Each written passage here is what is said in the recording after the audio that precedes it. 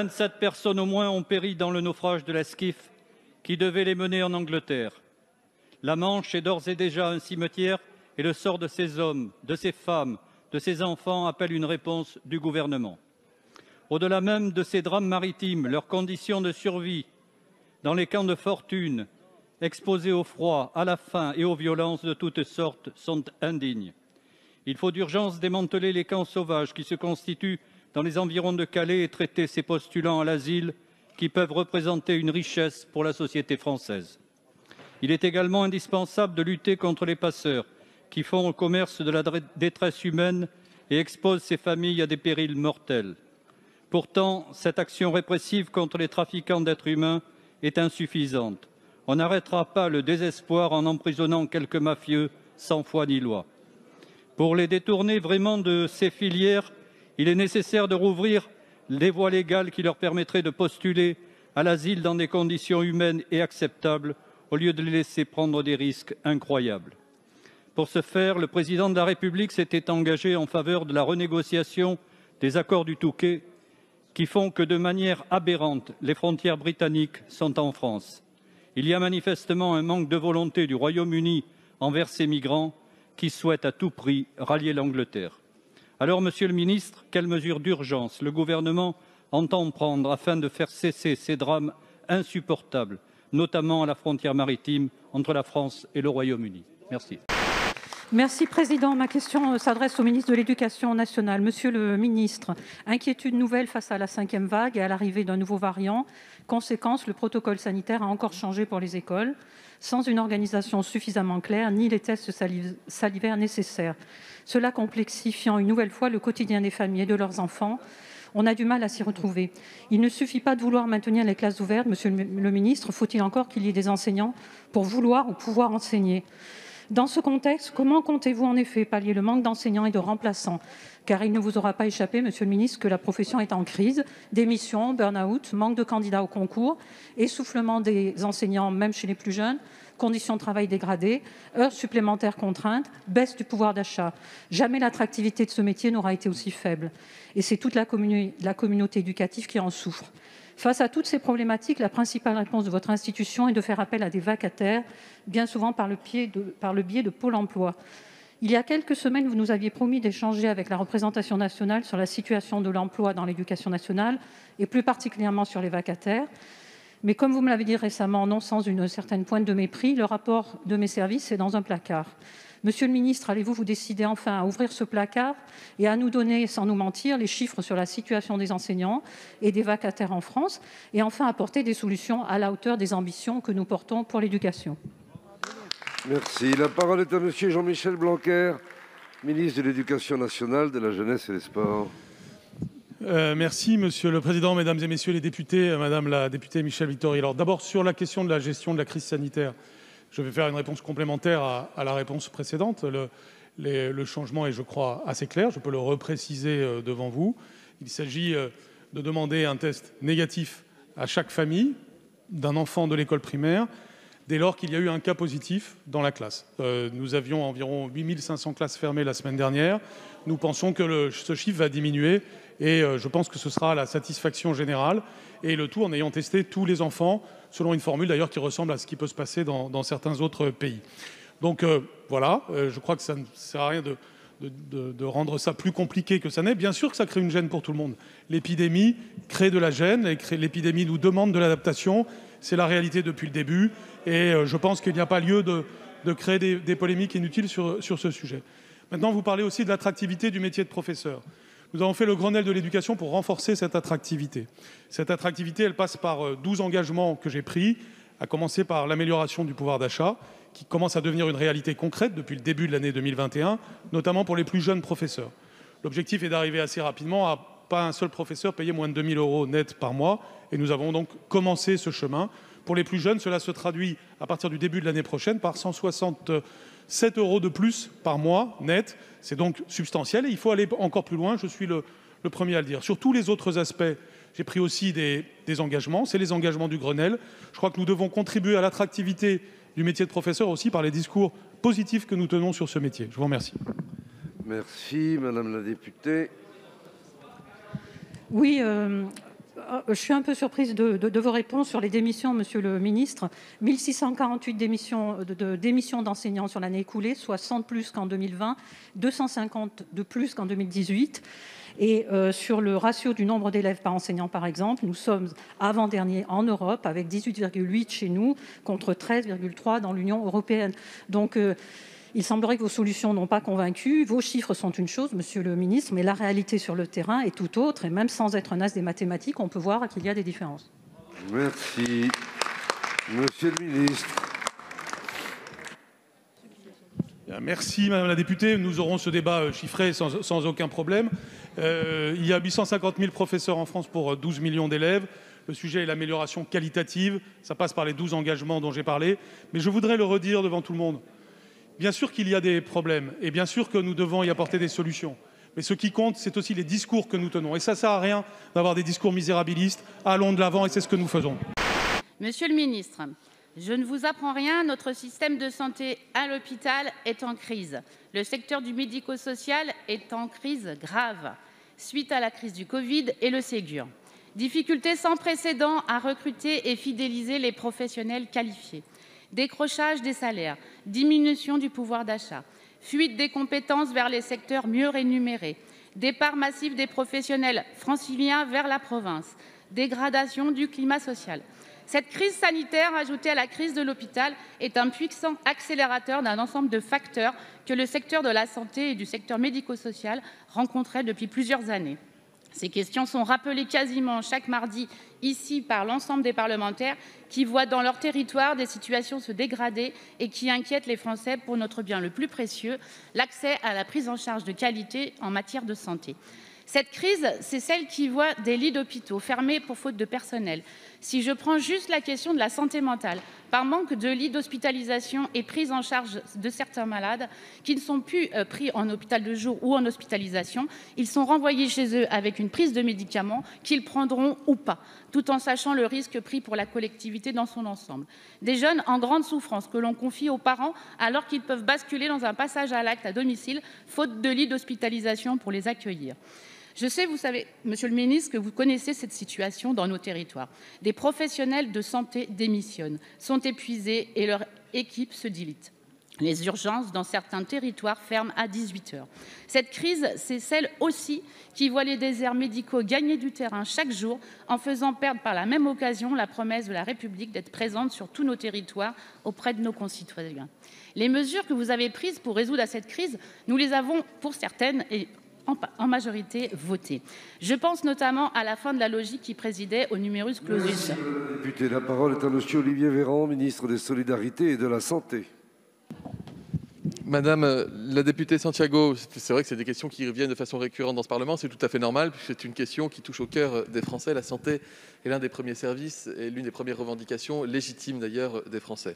Alors vous avez, pardonnez-moi, il y a des points d'accord et des points de désaccord. Quand vous dites qu'il y a un décrochage des salaires, une baisse du pouvoir d'achat dans le sanitaire et le médico-social, c'est factuellement faux. Parce que nous avons augmenté les salaires d'au moins 200 € net par mois, ce qui n'était jamais arrivé. Donc c'est pas un décrochage, ou alors c'est un décrochage vers le haut qui était attendu depuis des années. Et le pouvoir d'achat s'en voit augmenter pour les 2,5 millions de blouses blanches et les salariés d'ailleurs qui ne sont pas forcément au contact des malades mais qui travaillent dans les hôpitaux et dans les EHPAD. Ça, c'est pour rétablir les faits. Sur la psychiatrie, c'est un problème récurrent et ancien, avec des postes qui sont ouverts, qui sont financés. On n'est pas là dans une logique de moyens. Il y a des postes qui sont ouverts mais qui ne trouvent pas preneurs. L'exercice de la psychiatrie est un exercice particulièrement difficile dans la médecine et moins vous avez de psychiatres, plus vous avez de charges de travail qui reposent sur les autres psychiatres, plus ils s'épuisent et puis ils partent en ville ou faire autre chose. Ça, c'est une vraie difficulté qui est décrite déjà depuis 15 ans dans les rapports parlementaires. Nous augmentons massivement le nombre de psychiatres en formation. J'ai également annoncé l'augmentation du DES, c'est-à-dire avec Frédéric Vidal. Maintenant, nous passons la maquette à 5 ans pour former les futurs psychiatres et pédopsychiatres de notre pays. Et les assises de la psychiatrie et de la santé mentale, qui ne s'intègrent pas dans le Ségur, qui sont en plus sous l'égide du président de la République il y a 2 mois, ont proposé des solutions nouvelles qui étaient attendues par les Français. 8 consultations psychologues rémunérées, payées par an pour les Français, C'est une avancée énorme.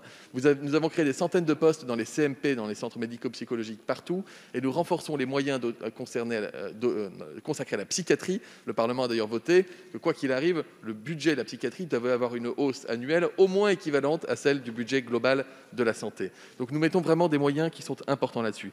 Ensuite, quand vous dites que les professionnels démissionnent, non, Madame la députée, encore une fois, il y a toujours eu des gens qui quittent l'hôpital. Là, il y a eu de la fatigue, de la tension post-Covid qu'on peut comprendre. Il n'y a pas d'hémorragie de l'hôpital. Je demande juste qu'on regarde la situation pour les problèmes qu'elle pose, qui sont réels, mais pas un discours trop péjoratif. C'est pas ça qu'attendent de nous les soignants dans la période. Merci, monsieur le Président. Dans un premier temps, Madame la Ministre, je ne peux que rappeler que le contexte de l'actuelle vague épidémique nous donne raison concernant la vaccination obligatoire. Et pour différente que soit la situation dans son pays, le choix du futur chancelier allemand en faveur d'une obligation vaccinale sur initiative parlementaire que vous avez refusée ne fait que le confirmer. Sur un autre registre, les informations relatives à la santé des enfants sont aujourd'hui préoccupantes, qui incitent la Haute Autorité de Santé à recommander la vaccination prioritaire des enfants de moins de 12 ans à risque de formes graves ou vivant dans l'entourage de personnes vulnérables. Il y a 2 jours, en effet, 69 enfants de 0 à 9 ans étaient hospitalisés du fait de la Covid-19 et 53 de 10 à 19 ans. Si depuis le début de l'épidémie, il n'y a eu que 13 décès d'enfants de 0 à 19 ans, si j'ose dire, nous en comptons 9 depuis la mi-juin et 3 ces derniers 10 jours. Nous considérons, comme tous ici, que c'est beaucoup trop. Si l'erreur a été commise de confondre moindre risque pour les enfants avec absence de risque, les données qui nous sont présentées aujourd'hui ne nous y autorisent plus. Je rappelle par ailleurs que les enfants sont également accessibles aux séquelles du Covid long et aux traumatismes liés à la crainte d'être à l'origine de la contamination de proches vulnérables. Dans ce contexte, le choix de laisser circuler le virus au sein des écoles et de favoriser la continuité en maintenant les classes ouvertes au-delà du raisonnable n'est plus recevable. C'est la raison pour laquelle je vous demande, Madame la Ministre, quels sont les moyens que vous choisissez de déployer et à quelle échéance pour la minimisation du risque à l'école. Pour vous répondre, la parole est à la ministre déléguée en charge de l'autonomie. Madame Brigitte Bourguignon, vous avez la parole. Oui, Madame la sénatrice Monique Lubin, depuis plusieurs semaines, je pense que chacun doit avoir un peu d'humilité par rapport à ce virus qui circule activement dans tous les pays, notamment en Europe de l'Est et du Nord. Notre pays n'est plus épargné par cette 5e vague épidémie violente, vous le savez, avec un taux d'incidence en hausse forte, désormais supérieur à 300. Le nombre d'admissions Covid à l'hôpital, y compris en soins critiques, progresse. La situation reste tendue en Outre-mer. Par ailleurs, un nouveau variant préoccupant a été identifié, vous le savez, l'Omicron. Notre pays prend donc les mesures proportionnées à chacune des étapes de cette crise sanitaire. Les vols d'Afrique australe où il fut détecté sont suspendus jusqu'au samedi. De nouvelles mesures aux frontières ont également été annoncées, oui je sais, ce midi par le porte-parole du gouvernement. Plusieurs cas sont observés en Europe, dont un cas en France à La Réunion. Le dépistage pour contenir son développement et les études sur sa contagiosité sont en cours et nous prendrons les mesures, y compris sur les enfants dont vous parlez, dès lors que nous aurons le résultat par les hautes autorités sanitaires. Après consultation et concertation, nous avons ouvert le rappel vaccinal comme à chaque étape à tous les adultes à partir de 5 mois après la précédente injection sur la base de nouvelles recommandations toujours de la Haute Autorité de Santé. En pratique, cela concerne 25 millions de Français dont 7,7 millions ont déjà le rappel. Pour mener cette vaste campagne, il nous faut la mobilisation de tous. Nous comptons sur les libéraux, les pharmaciens, les infirmiers qui seront valorisés pour cela. Nous réarmons plusieurs centaines de centres de vaccination. Partout en France, le rappel vaccinal sera intégré au pass sanitaire. Nous réactivons aussi la ligne prioritaire pour les personnes âgées fragiles qui ne trouvent pas de rendez-vous immédiat. Bref, dès le 15 décembre, pour les personnes de plus de 65 ans, le pass sanitaire intégrera cette dose et ensuite, à compter du 15 janvier pour les autres publics. Enfin, le masque est rétabli en intérieur. Les préfets ont autorité pour l'imposer lors des rassemblements extérieurs. Madame Lubin. Madame la ministre, vous n'avez visiblement pas entendu ma question et vous n'avez absolument pas répondu, quelle que soit la mauvaise humeur dont vous fassiez preuve là à l'instant. Et donc, moi, je vous parle simplement des écoles où, depuis le début, on assiste quand même à une certaine cacophonie Et croyez-moi, nous gardons beaucoup de modestie parce que nous savons qu'en la période, les choix sont particulièrement difficiles. Mais il existe aujourd'hui des techniques, notamment des techniques de pooling, qui permettraient de mieux traiter les enfants et de mieux encadrer cette question-là. Monsieur le Président, Mesdames, Messieurs les ministres, mes chers collègues, nous sommes aujourd'hui stupéfaits par l'amendement Stocamine défendu par le Gouvernement dans le cadre du projet de loi de finances. Celui-ci, contre l'avis de l'ensemble des élus locaux, des associations environnementales, autorise de fait le confinement définitif de 44 000 tonnes de déchets toxiques, mercure, amiante, arsenic, ziram, se trouvant dans l'ancienne mine de potasse de Wittelsheim en Alsace.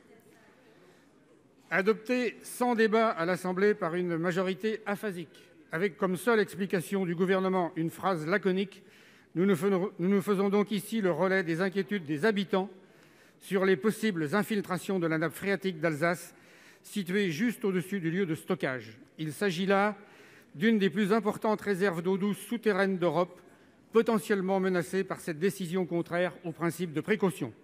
C'est de la santé des générations futures dont il est question, Madame la Ministre. Un rapport parlementaire préconisait dès 2018 le déstockage quasi total du site de Stocamine. En 2019, le BRGM proposait un scénario d'extraction des déchets en 15 ans. Vous le savez, plus nous attendons, plus le risque d'effondrement des galeries sera important. Lors du grand débat, le Président de la République avait lui-même reconnu la nécessité d'évacuer le maximum de déchets. Madame la ministre, vos prédécesseurs penchaient à juste titre pour le déstockage pour préserver la nappe phréatique. Aucun élu ne comprend votre rigidité. N'est-il pas temps de reconsidérer votre position et de reprendre ce dossier à la base avec les élus locaux afin de rétablir un climat de confiance avec la population et éviter ainsi un possible désastre écologique? Pour vous répondre, la parole est à la secrétaire d'État en charge de la biodiversité. Merci, Monsieur le Président. Mesdames, Messieurs les sénateurs, Monsieur le sénateur Bigot, Stocamine, ce vieux dossier Stocamine, qui est aujourd'hui largement éclairé par une expertise qui nous alerte de longue date sur les risques de nouvelles interventions. Ce dossier, nous nous sommes effectivement engagés à le résoudre. Et ce, dès le 18 janvier dernier, avec une annonce de Barbara Pompili suite à sa visite sur le site, qui était de procéder à un confinement illimité de ces déchets sans déstockage complémentaire. Il s'agit d'abord de la mise en application d'un arrêté préfectoral de mars 2017. Et ensuite, cette décision, elle est éclairée effectivement. Ce choix scientifique, c'est la meilleure option. Et tous les experts et les études indépendantes l'ont montré pour à la fois préserver cette nappe d'Alsace et protéger les travailleurs. Ces études, elles ont montré que les différents scénarios envisageables de déstockage supplémentaire présentaient vraiment des risques pour ces travailleurs, sans pour autant présenter de bénéfices pour la nappe. Des réunions très larges et intenses ont été menées avec les parlementaires, avec les élus locaux, sur ce choix qui est aujourd'hui largement partagé. L'ADEME a reçu une enveloppe du ministère de la Transition écologique de 50 millions pour mener un plan de protection de la nappe d'Alsace. Aujourd'hui, en réponse effectivement à la Cour administrative d'appel de Nancy qui a annulé cet arrêté préfectoral, simplement parce qu'elle interrogeait la capacité financière de la société gestionnaire, le gouvernement a déposé un amendement au projet de loi de finances 2022 qui a été effectivement voté par l'Assemblée nationale pour sécuriser, donner cette garantie financière aux dépenses liées à la sécurisation du stockage. Il ne s'agit donc en aucun cas d'une remise en cause d'un contexte technique, mais vraiment de la capacité financière de la Société des mines de potasse d'Alsace. Ce motif d'intérêt général qui est celui de ce stockage et du confinement du site, il n'a pas été remis en cause dans ce jugement. Les mines de potasse d'Alsace vont pouvoir donc stocker pour une durée illimitée ces produits dangereux en couche géologique profonde. Cela permettra vraiment de sécuriser ce site, là où l'affaissement des galeries nous mettait vraiment dans une situation très incertaine. Avec cette base législative, nous allons donc pouvoir mener les opérations de mise en sécurité dans les meilleurs délais. Je vous remercie. Monsieur Bigot. Oui, alors que la population vous demande une protection maximale, vous leur proposez des bouchons de béton dont on n'est pas sûr de la fiabilité sur le long terme. Ça, c'est la première chose. Et la deuxième chose, vous parlez des élus, on n'a pas dû rencontrer les mêmes. En tout cas, l'ensemble des élus, unanimes, souhaitent reconsidérer ce projet. Donc, rencontrez-les pour une sortie de crise concertée, ça sera la meilleure solution. Merci, monsieur le Président, Madame la Ministre, mes chers collègues. Aujourd'hui, à Viviers, à Decazeville et dans tout le bassin industriel, c'est ville morte. Les commerçants ont baissé le rideau, toute la population, citoyens et élus, retient son souffle dans une mobilisation sans précédent, appuyée par des dizaines de milliers de citoyens venus de la France entière. Entendrez-vous, Madame la Ministre, le grand cri muet de ce territoire meurtri? Déjà en 1987, 3000 emplois sidérurgistes et métallurgistes avaient disparu. Connaissez-vous vraiment, Madame la Ministre, ce territoire rural et industriel qui a perdu des milliers d'habitants en 30 ans? Depuis le 26 novembre dernier, la société aveyronnaise de métallurgie, la SAM, est en liquidation judiciaire. 333 salariés viennent de perdre leur travail. Le groupe Renault, sans avertir les salariés, avait fait savoir par voie de presse qu'il ne soutiendrait pas le projet de reprise. Renault était pourtant le seul client de la SAM. Toujours le même scénario, s'approvisionner là où la main-d'œuvre est moins chère, au seul bénéfice des actionnaires. In fine, c'est ni plus ni moins que la mise à mort d'un territoire. Les salariés d'abord et tous les habitants vont payer une fois de plus le prix fort, et c'est un profond sentiment d'abandon et d'injustice qui étreint le territoire. La SAM est l'exemple même de la désindustrialisation organisée par un groupe automobile français avec la complicité du gouvernement, principal actionnaire. Car c'est bien la capitulation. Après 2 ans de recherche d'un repreneur en vain, la présidente de la région Occitanie, Carole Delga, s'est déplacée lundi dernier à Viviers pour réaffirmer le soutien de la région à la fonderie, s'engageant d'ores et déjà concrètement pour l'avenir de ce site. De votre côté, vous assistez, résignés, à la fuite inexorable de nos savoir-faire, à l'extinction de cette filière d'excellence qu'est la fonderie. Vous qui dites avoir l'industrialisation au cœur, quel est le sens de votre politique? Combien d'entreprises comme la SAM allez-vous encore abandonner? Je vous remercie. Madame la ministre déléguée en charge de l'industrie, vous avez la parole. Monsieur le président, mesdames et messieurs les sénateurs, madame la sénatrice Préville, Bruno Le Maire et moi-même avons bien conscience de la situation pour le bassin d'emploi de Decazeville et plus largement pour le bassin de vie qui s'étend jusqu'à votre territoire du Lot. Et notre boussole, c'est de trouver une solution pour chaque salarié. Cela suppose d'abord que Renault prenne toutes ses responsabilités. C'est ce que nous avons demandé et qu'il propose un accompagnement individuel à chaque salarié. Je vous rappelle que Renault a indiqué hier qu'il mettrait, eu égard aux circonstances exceptionnelles en place, un accompagnement individuel de chaque salarié, y compris financier. L'État mobilise pour sa part le fonds de reconversion des salariés de la filière fonderie. C'est notamment 15 000 € de financement activable pour une formation, pour une création d'entreprise. C'est 5 000 € pour aider à la recherche d'emploi ou pour faciliter une mobilité professionnelle, pas nécessairement très loin, mais qui peut enclencher des frais supplémentaires. Enfin, comme je l'ai indiqué à 2 reprises cet après-midi, nous travaillons à l'accélération des projets de développement industriel du territoire avec le dispositif Choc industriel. Il est enclenché, nous sommes en contact avec un certain nombre d'entreprises, nous avons des projets de création d'emplois sur le territoire et nous espérons pouvoir ouvrir ces créations d'emplois aux salariés de Decazeville.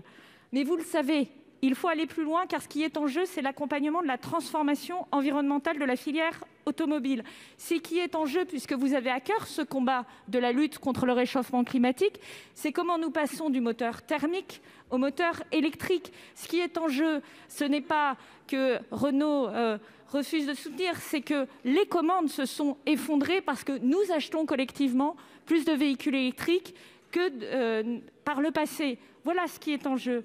Et notre responsabilité, et c'est ce que nous faisons, c'est d'accompagner cette transformation, par exemple en installant des gigafactories, des giga-usines de batteries électriques qui vont créer des milliers d'emplois. Par exemple avec le plan de relance qui nous permet d'accompagner plus de 350 entreprises de la sous-traitance automobile dans cette transformation. Et dans l'innovation, enfin, avec France 2030 en investissant plusieurs milliards d'euros, non pour soutenir les constructeurs, mais pour soutenir toute la filière de sous-traitance et leur permettre d'être forts et de créer de l'emploi. Madame Préville, quelques secondes. Merci Madame la Ministre pour votre réponse, mais je vous ai parlé d'une filière d'expertise industrielle et justement la SAM travaille déjà sur sa reconversion. Où sont la fierté de travailler, l'innovation, la magie, ces mantras que vous agitez sans cesse? À quelle réalité correspondent-ils? Aucune visiblement Madame la Ministre, car les faits sont têtus. Il y a manifestement une inefficacité flagrante.